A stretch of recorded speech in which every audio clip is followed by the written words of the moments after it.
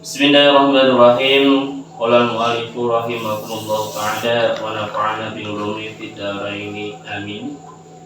Ini sampun nyampe pasal sekawan. Sampun menginjak bab niki apa? Ya, iki kula bacakan biyen. Faslun utawi kila pasal suruti jazail hajari utawi pira-pira syarate cewek nganggo watu iku samaniyatun 8 ayyakuna ing yen to ana apa cewek bisalasati ajarin iku bisalasati ajarin kelawan telu pira-pira watu wa ayyunaqal lan yen to ora den bersihake apa al-mahalu panggonane wala yajifalan ora yen to garing apa anajesu najis wala yang takilalan ora ngalih apa najis wala yatra'u lan ora anyar teko alaihi ing atase najis apa akharu najis liyane wala yujawiza lan ora yen to ngliwati apa najis safhatahu ing bokonge wong wa hasyafatahu lan hasafai wong wala yusibahu lan ora ngenani ing najis apa maun banyu wa antakuna lan arep ana apa lah jalu pira-pira watu iku tahiratan suci. Jadi bab toharoh termasuk tapi masalah cewek ya bahasa Indonesianya apa cebok ya. Ini dibahas ini diletakkan pertama karena ini menyangkut tentang najis dan ibadah. Kalau ininya salah cebok atau toharohnya ini salah maka ibadah kita juga tidak sah. Kalau diterimanya nggak tahu ya urusan sana. Tapi kalau masalah sah atau tidaknya menurut syariat ini juga sangat menentukan. Kalau kalian ceboknya salah, kita ceboknya salah, maka otomatis ibadahnya juga tidak sah. Jadi cebok sing bener piye? Iki sing ditulung waktu ya. Kita yang menggunakan air dulu.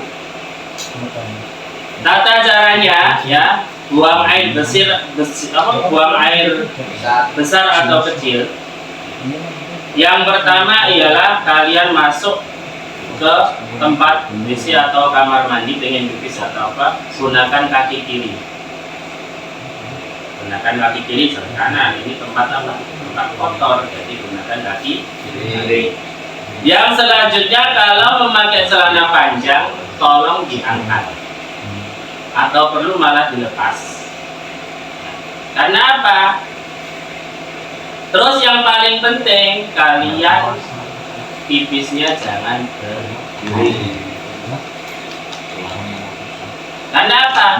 Kalau kalian pipisnya ini secara berdiri, otomatis di situ akan nyiprat. Nah, kalau nyiprat ini terkena celana atau sarung kita, maka itu sudah terkena najis. Satu tetes pun ya. Ini kalau sudah terkena najis, pakaian tersebut untuk sholat sudah nggak bisa. Makanya ini nggak kita saja ya. Ini kita ajarkan kepada anak-anak kita. Nah, kalau pipis harus duduk, celananya dicopot. Itu penting. Sangat penting. Itu tata caranya. Dan sekarang gimana? Ini dalam keadaan mendesak, ini menggunakan batu. Kalau sekarang kan juga, apalagi di negara-negara yang modern itu sudah nggak menggunakan air. Ya, menggunakan apa? Tisu. Kalau orang tidak tahu sah atau enggak, ya sah. Sebenarnya sah juga, tapi yang lebih afdol atau lebih utama itu menggunakan air. Tapi makanya saya kurang setuju kalau menggunakan namanya tisu. Suruh tuh ijazahil hajari lah ini. Ki, di rumah ini si supir-supir ki. Oh. Hati-hati ya ini. Karena apa? Percikan air kencing tersebut ini akan juga menambah siksa. Karena apa? Kita Bukhari itu pernah ya, Rasulullah SAW itu lewat dengan sahabatnya. Ya. Dia mendengarkan cerita. Di dalam kubur itu mendengarkan cerita. Setelah itu Rasulullah SAW berhenti dan berdoa di makam tersebut. Ya. Menyuruh salah satu sahabat untuk apa? Mencarikan daun kurma. Nah, setelah mencari daun pelepah kurma, maka pelepah kurma tersebut diletakkan di atas kuburan.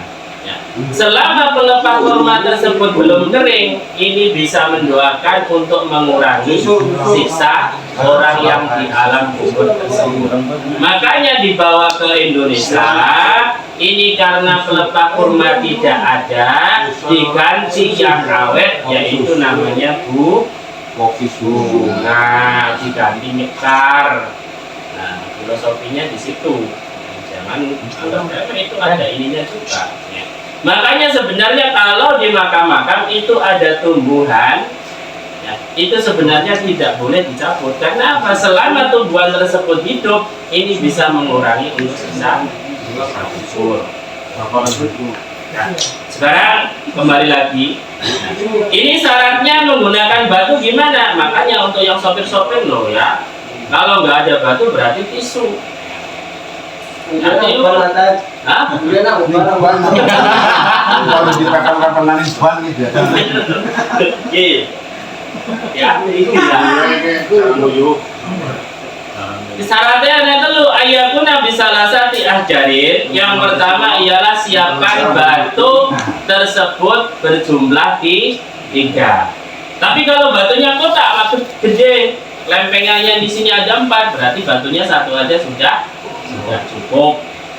Ya, tidak usah banyak, nggak usah 3. Yang penting lempengannya nih. Enggak gampang, Wak. Normalnya ribet tendus cukup.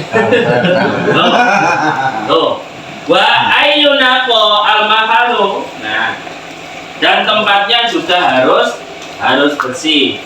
Wa la yajifa najasu. Ini najis tersebut atau pipis tersebut ini jangan sampai kering. Nah, kalau sudah kering, ini tidak bisa disucikan dengan yang namanya batu, tidak bisa. Jadi diharapkan sudah selesai langsung disucikan dengan batu. Nah, kalau perempuan gimana, Pak? Wah, repot pisan. Kalau laki-laki kan enak ya, tinggal dikeluarkan, tipis, habis itu ambil batu, ditempelkan. Yes. Terus ditempelkan lagi.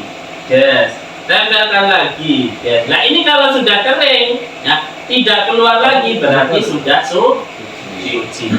Kalau kan kadang kok kipit-kipit tok tas. Kipit-kipit tono. Hati-hati ya. Kenapa? Makanya kenapa orang Islam juga harus sunat? Ya. Kalau tidak sunat bagi laki-laki, ya, ini kan masih ada apanya? Nah, ada kuncupnya. Nah, ini kalau kalau tidak dipotong, setelah pipis ini ada air kencingnya. Nah, itu kalau terbawa yang namanya sholat, maka sholatnya tidak sah. Jadi najis tersebut ya tidak boleh sampai kering. Kalau kering ini otomatis cara mensucikannya harus menggunakan air, tidak bisa menggunakan batu atau yang lainnya. Wala yang takila, dan dan najisnya itu tidak boleh pindah dari tempatnya. Ya. Contohnya pipis, ini cuma di lubangnya saja ini. Kalau ini terkena yang namanya apa namanya? Lato-lato. Lato-lato ya, lato-lato. Nah ini terkena apa namanya air kencing, ya. Ini tidak bisa disucikan dengan Batu. batu, berarti harus menggunakan air. Nah ini. Kalau itu namanya apa namanya? Itu kalau air kencing lah. Sekarang kalau buang air besar, nah ini batasannya ialah kolongan. Tahu kan kolongan? Nah ini kalau pindah di bokong, ya itu sudah tidak bisa digunakan dengan apa? Batu atau tisu. Makanya ntar kalau suatu saat ternyata minumnya di hotel bintang 5, kan kita nggak tahu ya. Suatu saat minumnya di hotel bintang 5, ternyata di situ sudah modern, tidak menggunakan air, maka harus belajar di ini. Jadi kalau najis yang buang air besar tadi itu pindah dari kolong ini, kan ada kolongan kan? Lubangnya loh. Ini pindah, nempel di mana? Nempel di bokong, maka ini tidak bisa disucikan dengan namanya batu atau tisu, berarti harus menggunakan air.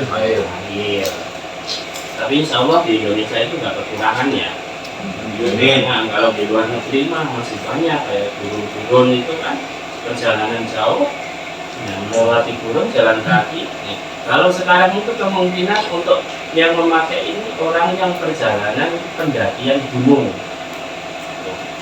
Pendakian gunung itu biasanya apa namanya jarang menemukan air. Di air pun di situ mungkin batas untuk minum. Nah ini caranya bikin itu sangat diperlukan dalam situ. Contohnya antar untuk ibadah di mana, ya, wudunya gimana. Nah itu juga pembelajarannya ada. Semua kita tukang mendaki gunung, ternyata persediaan air itu untuk wudhu tidak ada. Lah kita harus gimana untuk ibadah sholatnya? Gimana? Nah otomatis kita ganti dengan tayamum. Lah tayamumnya gimana? Ya itu pembelajarannya di sini. Jadi selanjutnya, jadi najis tersebut tidak boleh apa namanya pindah dari tempatnya. Apabila najis tersebut pindah dari tempatnya, maka cara mensucikannya tidak boleh menggunakan batu, harus menggunakan air. Wala yataro'a alaihi aqaru. Nah, dan selanjutnya ini tidak boleh terkena atau tercampur dengan najis yang lainnya. Ya, najis yang lainnya apa contohnya? Seumpama ya, ini tempat pipis. Ya, ini kan sudah keluar air kencing. Habis itu ketetesan darah kan najis. Ya, ini tidak boleh ya disucikan dengan batu karena sudah tercampur dengan najis yang lain. Ya, jadi membersihkannya tetap pakai air. Wala yuzawija safhatahu. Ini tadi tidak melewati ya ke bokongnya. Kalau melewati ke bokongnya, wa kasafatu, dan kasafahnya ini berarti yang tadi. Kalau ini melewati kasafah itu pentolan nih. Pentolan itu namanya kasafah. Helm. Nah, hati-hati gue helm. Sing bira-bira itu pokoknya helm Inggris nempel iki. Nah berarti ntar juga sudah mempunyai hadas besar. Contohnya kalian hubungan ya, baru aja selesai, baru nempel aja udah ada tamu. Baru nempel ini sudah ada tamu. Nah ini hukumnya gimana? Apakah kita harus wajib mandi besar atau enggak? Nah, ternyata ini sudah karena waktu tidak ada, ngelakuinnya siang, nah, baru sedikit aja, baru nempel aja, sudah ada tamu. Nah, ini gimana? Tuh, itu namanya hasafah ini berarti kepalanya. Ini kalau sudah menempel, belum apa-apa, sudah menempel aja, ini kalian sudah mempunyai hadas besar, dan di situ wajib mandi mandi besar. Misalnya bingung yang udah apa aja. Depannya loh. Tuh. Tadi kalau sudah melewati tempatnya najis itu berarti tidak boleh disucikan dengan batu. Wala yusibahu, ya. Dan ini tidak boleh terkena tempat najis tersebut terkena dengan air. Ya. Kalau sudah dikena air, ya, percikan air, maka ini juga tidak boleh menggunakan batu. Berarti harus menggunakan air. Wa angkapuna ala jalu tohirotan, dan di sini batunya harus suci. Yang paling penting intinya ialah kalau kita melakukan istinja, ya, ini berarti harus tahu tata caranya karena ini menyangkut ibadah kita, kesucian kita, ya. Jadi harus benar-benar kita perhatikan. Kalau ini salah jalan atau salah ilmunya, atau kita tidak tahu, ya, pipis sembarangan, ini sembarangan, otomatis ibadah kita juga tidak akan sah menurut syariat. Sah kalau diterima enggaknya itu urusannya Allah Subhanahu wa Ta'ala. Itu tentang mengenai istinja. Mungkin ada yang ditanyakan, monggo. Tanya yang lain juga boleh. Oh iya Pak, nggak kena seandainya kena CPS sedikit tapi langkah apa hari kudu sholat apa biasa sholat? Contoh nih, kena seandainya sarung, moyo sedikit kan otomatis. nah, Terus sholat, tapi di kono langkah sarung di musola ya Pak. Tapi apa sholat dia apa harus sholat? Nah, ini sering ya. Sering biasanya perjalanan jauh, ya. Otomatis perjalanan jauh, contohnya ini kita ziarah wali, ya. Kadang-kadang si lanang-lanang kan males kan nggak salin kan, terus bajune kuwi, celanane kuwi, utawa sarunge kuwi. Nah, di sini kalau sudah keadaan darurat, ya, sudah terkena sedikit, kita tahu terkena sedikit, ya. Terus tidak ada sama sekali penggantinya, mau minjem juga temennya tidak ada, di tempat sholatnya juga tidak disediakan, maka kita lebih baik sholat. Ya kenapa? Walaupun di situ juga terkena banyak, harus sholat. Sah nggak Pak? Ya kalau menurut ini nggak sah, tapi tetap sah. Karena apa? Itu dalam keadaan darurat. Karena apa? Dalam keadaan darurat, apapun yang haram itu bisa menjadi halal. Nah, enak orang Islam ya. Dan saya ini mau contohnya kita di hutan terus di situ persediaan makanan habis. Yang ada cuma daging babi. Pangan bae. Nah, ini gimana? Enak. Ya. Ini lebih baik kita makan daripada kita kehilangannya. Ya, walaupun di babi tersebut haram. Tapi diingat, ya, makan tersebut bukan karena nafsu. Makan tersebut hanya untuk menghilangkan lapar. Jadi kita makan 20 atau 30 sudah. Yang penting nyawa kita tidak keluar aja untuk menyumbat nyawa. Nah, di situ sudah dimakfu oleh Allah Subhanahu wa Ta'ala. Akan bangun sepiring ngono ya orang ya Pak. Hah? Akan bangun segala sepiring ngono ya. Yang sepiring itu 200 rawok nafsu. Nah, jadi haram. Lah model edit nyamu kok. Kanggo ngarep kok ngono Ini ya. sering perjalanan jauh loh. Jadi walaupun di situ terkena percikan, ya. Karena apa? Karena biasanya kalau kita untuk bersuci, ya, apalagi di terminal, kalau terminalnya itu kurang apa namanya? Fasilitasnya kurang bersih, lihat aja. Ininya mampet, di bawahnya ada airnya banyak, otomatis kan besar apa namanya? Bekas air kencing orang lain aja di situ. Nah, itu gimana kita nggak usah was-was. Ya udah, kita yang penting tetap menjaga kesucian, tapi ternyata masih kena juga, kita tetap sholat. Ya, betul. Pengalaman dewe pas sholat kena sedikit sekali we kucek terus sungguh sholat itu ibadah dia. Nah, ya nggak apa-apa, itu kan sudah disucikan. Ini kondisinya agak terus ya maksudnya. Ya nggak apa-apa. Kalau teles itu yang penting dalam ibadah, ya. Dalam ibadah itu mau kotor, mau teles, itu tidak masalah. Yang menjadi masalahnya itu ialah najis atau enggaknya. Ya. Karena najis, kenapa? Kotor itu belum tentu najis. Ya. Contohnya hujan-hujan seperti ini, ya kita jalan, di situ terkena jeboran. Nah, ini gimana?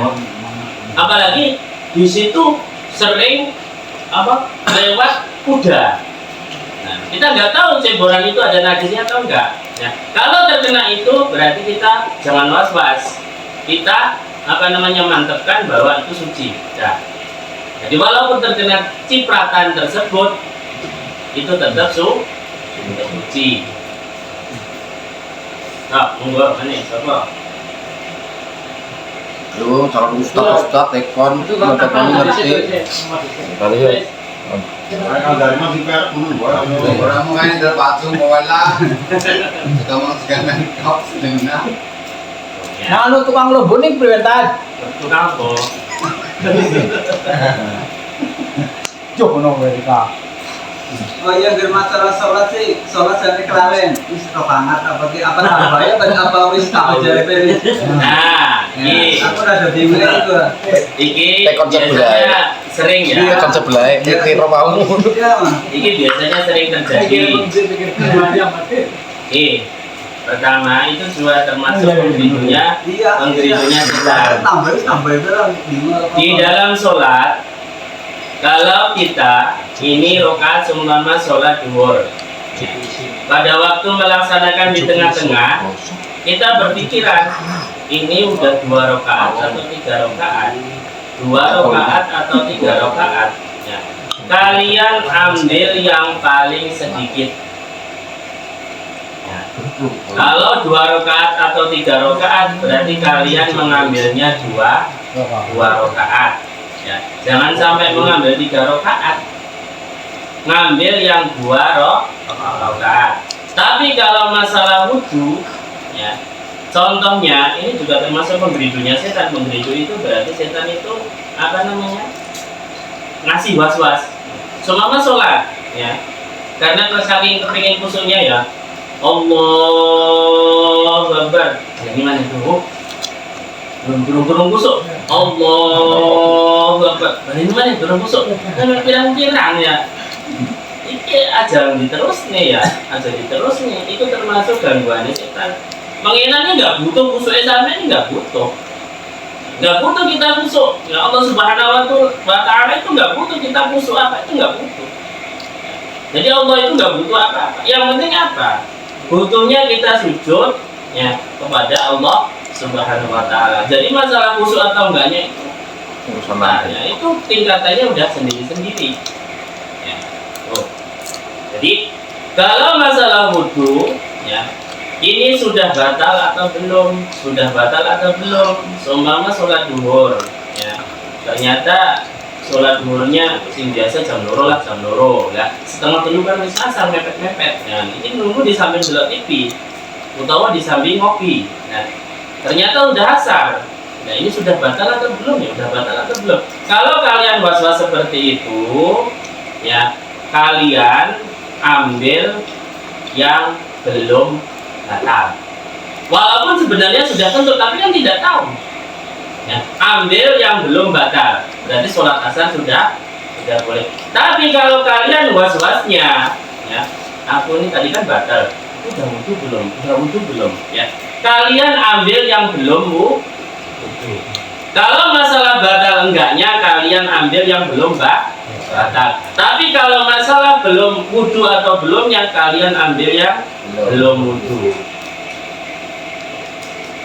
Jadi kalau masalah was-was, rakaat berapa, kalian ambil yang sedikit, jangan ambil yang banyak.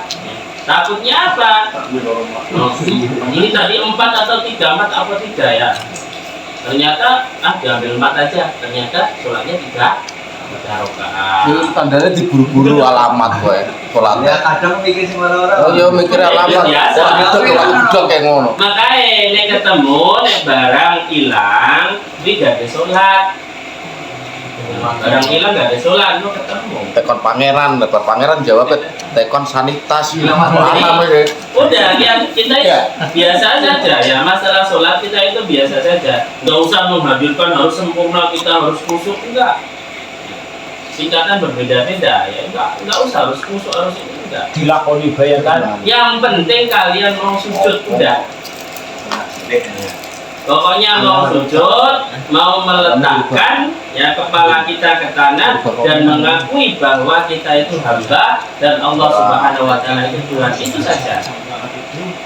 Nggak usah neko-neko bacaannya harus sempurna, harus sempurna. Ya perlu, tapi itu juga harus belajar. Tapi jangan sampai terlalu wah, kemarin bisa sedikit baik bacaannya bagus, sedikit baik salah itu bacaannya, salah bacaannya. Nah, Terus pada kerukan itu. yang paling berbahaya itu saling menyalahkan.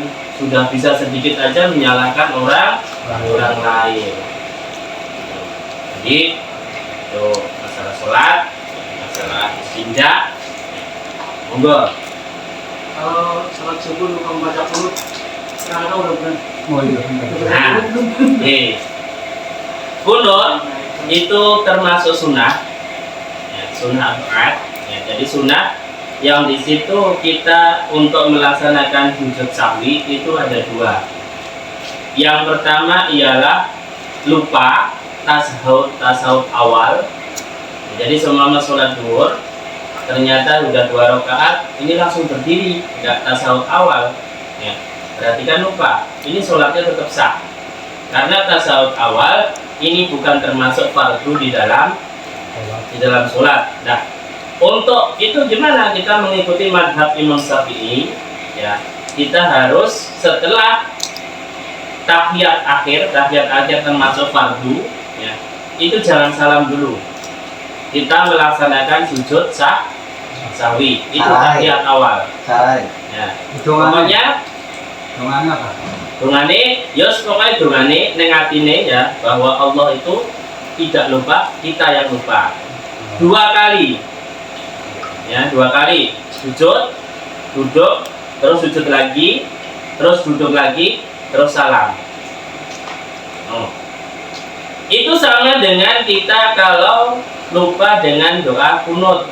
Ya, doa kunut kita mengikuti mazhab Syafi'i, berarti kalau lupa tidak melakukan doa kunut, kita berarti harus melakukan sujud sahwi.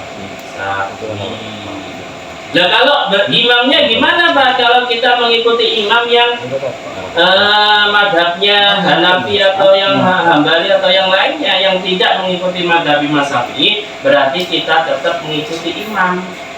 Jangan sampai imamnya sudah salam kita sujud sahwi, ya jangan. Itu sholatnya sudah batal. Kalau imamnya tidak memakai kunut terus langsung imamnya karena madhabnya berbeda, mungkin aliran yang Muhammadiyah lah ya.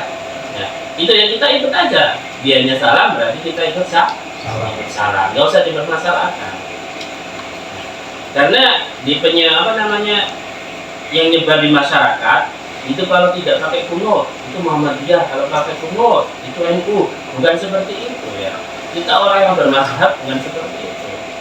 Mau NU mau Muhammadiyah ya, itu yang penting itu mazhab. Kalau Imam Syafi'i mazhabnya pakai kunut. Kalau imam yang lain, Imam atau Imam Hanafi tidak pakai kunut.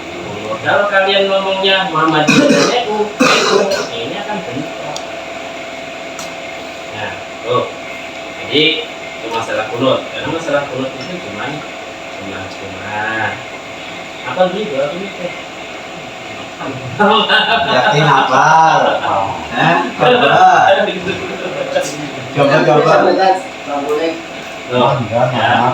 Tuh masalah namanya Kalau kapal awalnya guys. ya. Jadi ya, sebenarnya kalau masalah fikih ya, mungkin sebelum kalian belajar, ya, itu orang melakukan sesuatu hal yang aneh itu tidak masalah ya, tidak masalah. Mungkin orang melaksanakan ini sholatnya kok gini, kita tidak gubris, tidak masalah. Tapi kalau kalian sudah mulai belajar ilmu fikih, ini agak berbeda, kalian mesti akan menjadi suatu masalah. Nah, Itu orang sholat kok begitu. Padahal yang saya pelajari tidak. Nah ini mulai ini berarti otak kalian akan berjalan. Ya. Sebelum kita belajar, iya ini aja nggak masalah ya. Sehari-hari aja. Karena apa? Ya tidak gubris masalah seperti itu. Tapi karena kita sudah mulai belajar, kita pasti akan menemukan sesuatu hal yang janggal dengan ibadahnya orang lain. Tapi jangan sampai karena perbedaan terus menyalahkan. Sholat ya ngomong. Oh itu enggak, betul. Wah, lu kalingan bengi-bengi gini. Kalau bengi orang pay-pay jadi dia ingat bae. Nah ini anakku sering kenang kuburan ya, aku baik kenang kuburan, tapi kadang ini anaknya sering jamaah ya jamaah, tapi di situ hanya bermain, ya, sering ngorekan. Nah itu kenang omongan dari jamaah yang lain orang-orang dewasa, diomongin kalau di jalan ngorekan, jalan, saya diam aja. Karena apa? Ya seperti itulah. Namanya anak kecil yang belum balik itu jangan sampai dikerasi. Makanya yang dekat-dekat musola atau masjid, kalau ada anak kecil yang ngorekan atau bercanda atau teriak-teriak, ini sudah biarin saja. Jangan dimarahin. Karena apa? Kalau ini dimarahin, musuhnya nggak datang lagi. Lah untuk nggak datang lagi, penerusnya siapa? Paling diomongin bae ngono. Tapi alun-alun secara bercanda. Ya. Karena kita bisa lihat sendiri Rasulullah SAW itu kalau sholat itu namanya Hasan Husain itu udah biasa minta gendong, minta ini sudah biasa. Nah itu kalau sudah Hasan Husain ini minta gendong, Rasulullah itu dengan pelan melaksanakan sholat pelan. Supaya apa? Supaya Hasan Husain ini tidak jatuh. Ya udah. Biasanya kan orang itu kadang anti. Dia ada di sholat, dia lagi sholat, dia dibuka kayak gini dia tempat biasa enggak? Masuk anaknya gitu. Ya kan tidak disengaja. Nah ini ya. Curang masuk. Masuk tongkrongan gitu. Marahin Bukmin. Marahin Bukmin. Anak apa sampean? Ayo. Dan saya ingin ngomong buat makan ya. Ngomong ini nggak sah. Ngomong tidak sah karena auratnya kelihatan. Belum beli mana nih? Belum beli mana nih? Nanti bapak kasih buka. Nah, iya. Serangkum. Ya, ya, kita tutup. Ya, semoga bisa bermanfaat. Kita masih bareng-bareng. Saya juga masih banyak kekurangan. Pokoknya ada suatu pertanyaan yang saya belum bisa, saya pending. Kalau bisa ya saya jawab. Karena saya juga terbatas. Jadi kita hitungannya lah dan belajar bareng. Diuji waktu terkait. Alhamdulillah. Bismillahirrahmanirrahim. Alhamdulillahirabbil alamin. Arrahmanirrahim. Malikil yaumiddin. Iyyaka na'budu wa iyyaka nasta'in. Ihdinas siratal mustaqim. Siratal ladzina an'amta 'alaihim ghairil maghdubi. Allahumma shalli ala sayyidina Muhammad wa ala ali sayyidina Muhammad.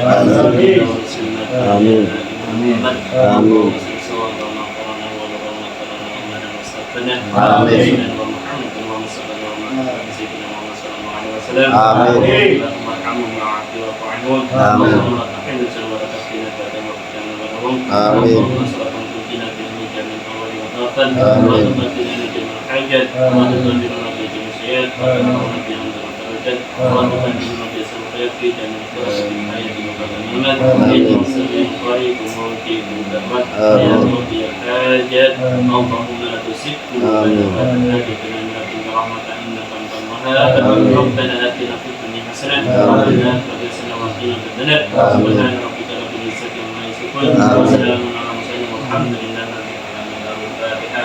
أعوذ بالله من الشيطان الرجيم. بسم الله.